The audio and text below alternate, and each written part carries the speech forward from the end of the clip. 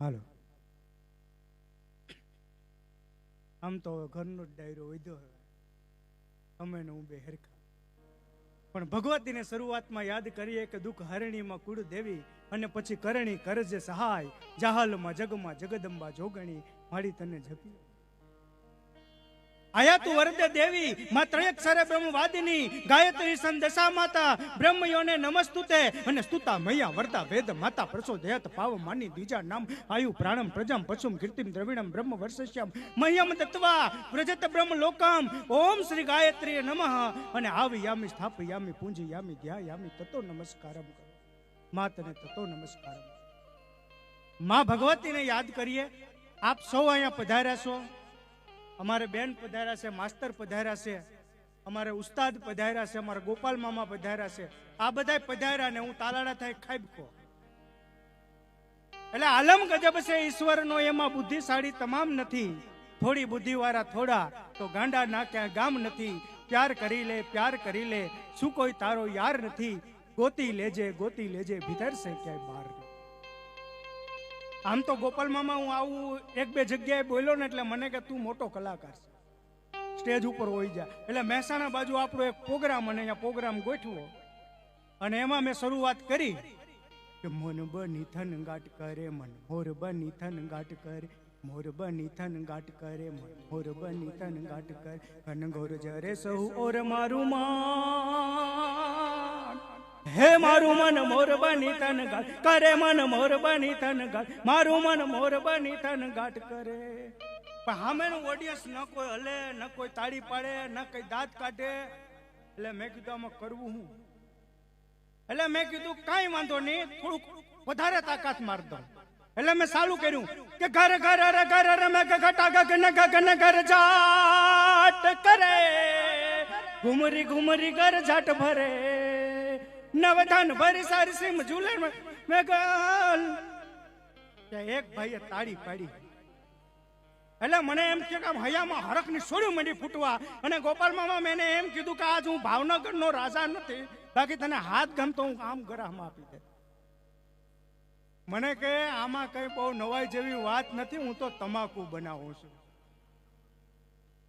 એટલે મેં કીધું હજી થોડુંક જોર લગાવું અને મેં અડધી કલાક સુધી આંખો બંધ કરીને ભગવાનના ભજન ચાલુ કર્યા અને એ ભજન પૂરા થયા અને પછી આંખું ખોલીને તો સામે કોઈ નહીં હું એકલો એમ કરતા ખૂણામાં મારી નજર પડી અને ત્યાં જોયું તો એક ભાઈ બેઠો તો મેં કીધું વાહ દોસ્ત વાહ તે મારી કલાની કદર કરી તું એક મને સમજી આપ્યો મને કે કલાની કદર વાળા થાવમાં કે તમે જેના ઉપર બેઠા ને એ કોથરો મારો છે તમે ઊભા થાવ તો ગાવ ને એટલે કોણ ભલાને પૂછે છે અહીં કોણ બુરાને પૂછે છે મતલબ દિશે નિસ્બત સૌને અહીં કોણ ખરાને પૂછે છે અતરને નિસોવી પછી અહીં કોણ ફૂલોની દશાને પૂછે છે આ તો બધાના અહીં સંજોગ ઝુકાવે છે નહીતર અહીંયા કોણ મારા કૃષ્ણ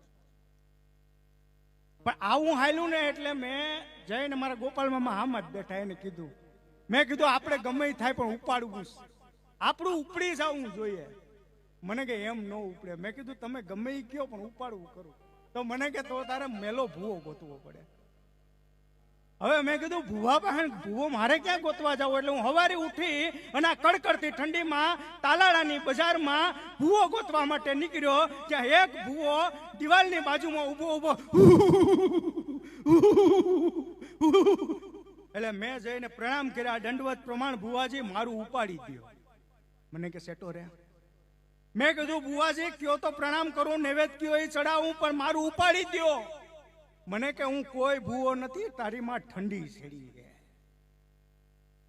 એટલે મેં કીધું આ ભુવાથી ભેગું ન થાય આમાં તો કોક સિદ્ધ સાધુ મળી જાય ને તો થાય એટલે મેં સીધી તાલાડાથી બસ પકડી જુનાગઢની ગિરનારની વાટ પકડી દામોગુંડ થઈ તળેટીમાં ગયો તળેટીમાં જઈ અને પછી નાગા સાધુની મેં એમ કહેવાય કે શોધ શરૂ કરી ત્યાં મને એક સિદ્ધ પુરુષ નાગા સાધુ મળ્યા અને એના શરણોમાં દંડવત પ્રણામ કર્યા અને કીધું મહારાજ મારું ઉપાડી દો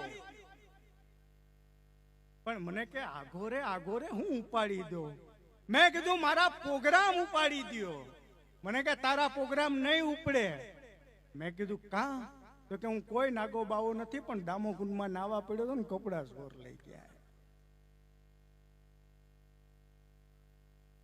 એટલે આ સરસ મજાનું આ ઓડિયન્સ છે, સરસ મજાનો ડાયરો છે.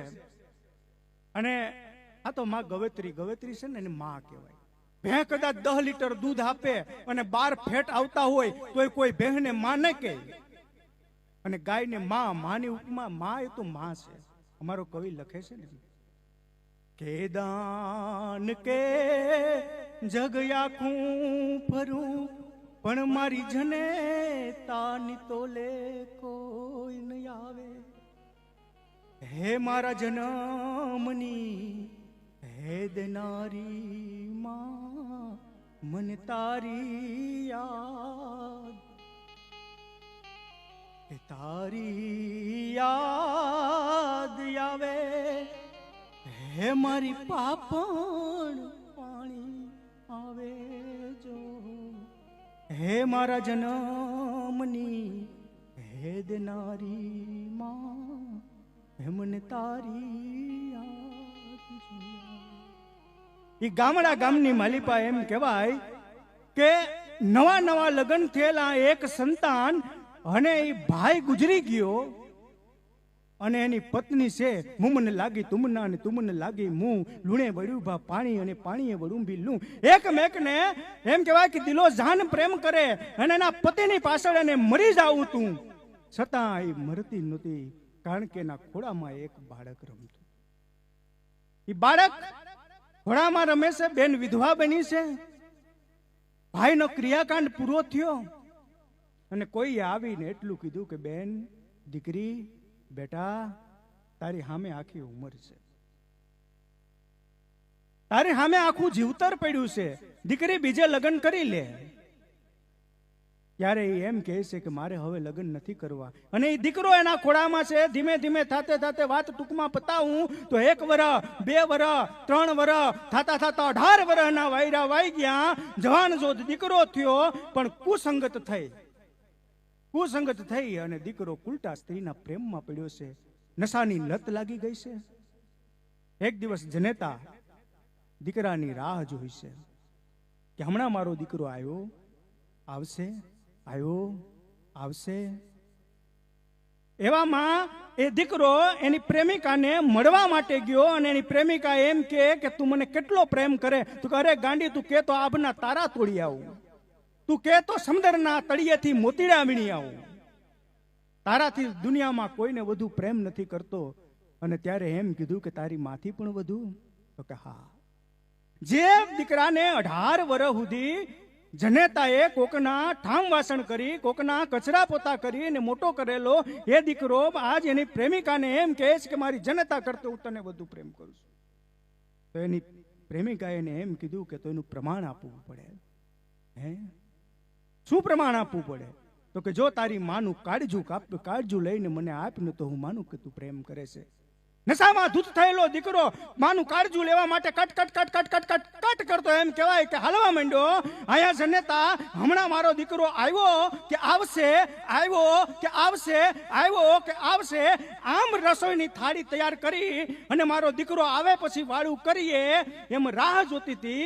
એવામાં આ દીકરો નશામાં ધૂત થઈને આવ્યો. મારા દીકરા, મારા પેટ આવી ગયો તું મારા વાલા. જનતા આજે એટલું બોલે છે, હાથમાં રહેલી કટાર માના પેટમાં ખોડી દીધી, કાળજું બહાર કાઢી લીધું. ઉતાવળમાં કાળજું લઈને હમણાં મારી પ્રેમિકાને આપું, હમણાં મારા પ્રેમનું સબૂત આપું. ઉતાવળમાં હાલતો થયો ને, દીકરાને ઉંબરમાં પીગો ને ઠેસ લાગી. એક બાજુ કાળજાનો ઘા થઈ ગયો, એક બાજુ દીકરો પડી ગયો અને એ કાળજામાંથી અવાજ આવ્યો કે ખમા મારા દીકરા, તને લાગ્યું તો નથી ને? જે જનતાનું કાળજું કાઢી નાખે ને એ પણ એના કાળજામાંથી આશીર્વાદ નીકળે એવી માં. અને એ માં ગવત્રીના, એટલે માં ગવત્રી કહીએ, માં કહેવાય. અને એના માટે આપણે અહીંયા મળ્યા છીએ.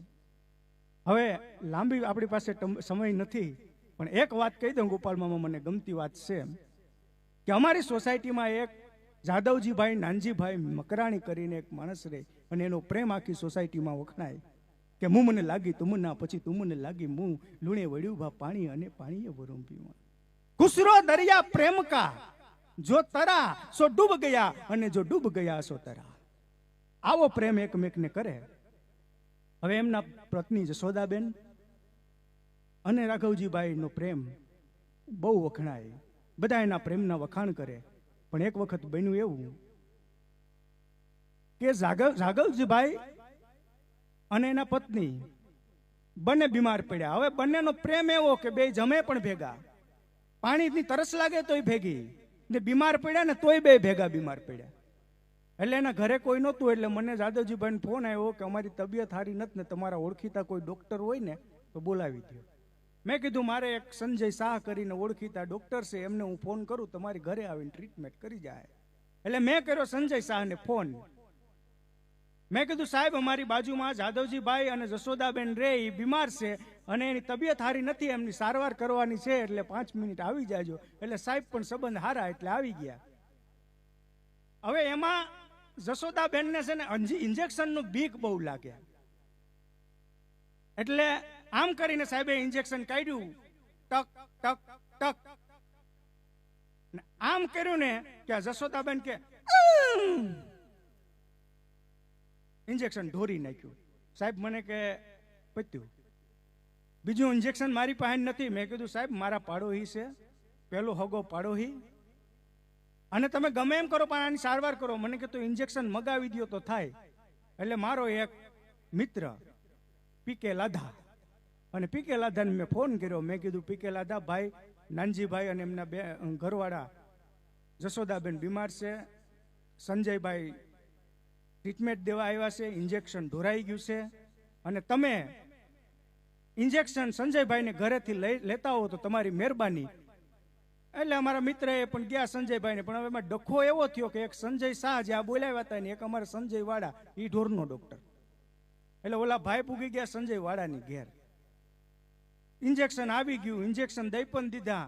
થોડીક વાર થઈને કે બે મંડ્યા ડહકા લેવા, આખી સોસાયટી ભેગી થઈ. એટલે કોઈ આવીને પૂછ્યું કે જાદવજીભાઈ, તો જાદવજીભાઈ કે બા. જાદવજીભાઈ કે બા.